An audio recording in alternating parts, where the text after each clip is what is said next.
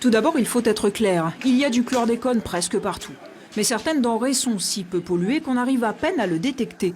C'est le cas de tous les aliments qui poussent en l'air. On va donc prendre des mandarines, ça tombe bien pour la période, tous les fruits qui poussent dans des arbres, oui, les bananes aussi. Et n'oublions pas notre avocat. Bilan du panier, 0 microgramme.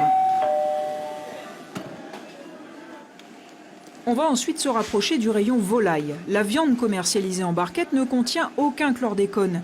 Les animaux sont en effet élevés en batterie ou dans des hangars. Pareil pour les œufs. Évidemment, si vous souhaitez du poulet fermier pour la qualité ou le respect des animaux, vous n'aurez d'autre choix que de prendre le risque d'ingérer les 200 microgrammes par kilo, désormais autorisés, voire plus, puisqu'il n'y a pas d'étiquetage dédié. Continuons notre marché. Dans les végétaux, on se rapproche un peu du sol. On trouve donc un peu plus de chlordécone. Dans les haricots, les piments, les choux paumés ou encore les poivrons. Mais même hors circuit contrôlé, la dose reste minimale. Toujours en dessous des seuils, un peu plus élevés, les légumes qui poussent sur le sol. Laitues, courgettes, giromons. Et aussi de fruits, pastèques et melons.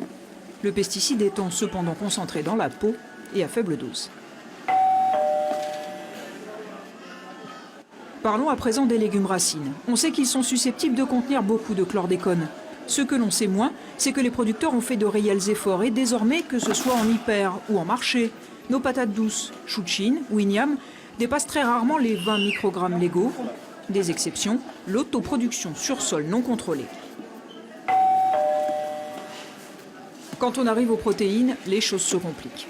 Grâce à la modification du règlement européen, la viande vendue même en supermarché peut contenir jusqu'à 100 microgrammes par kilo. Pour un enfant de 20 kg, c'est un steak de 100 grammes maximum par jour, afin de ne pas dépasser la dose autorisée. Et les choses sont encore pires avec le foie. S'il est aujourd'hui correctement contrôlé, il a été vendu jusqu'à l'an passé à des doses de 300 microgrammes. Hors des circuits contrôlés, cela reste l'un des aliments les plus fortement chlordéconés de notre palmarès.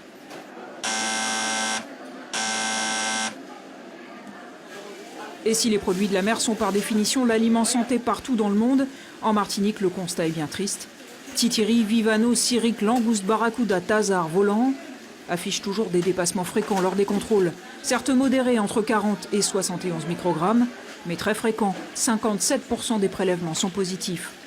Quant aux poissons et espèces de rivière, autant boire un verre de chlordécone, ils affichent toujours des taux explosifs jusqu'à 7296 microgrammes pour les tilapias.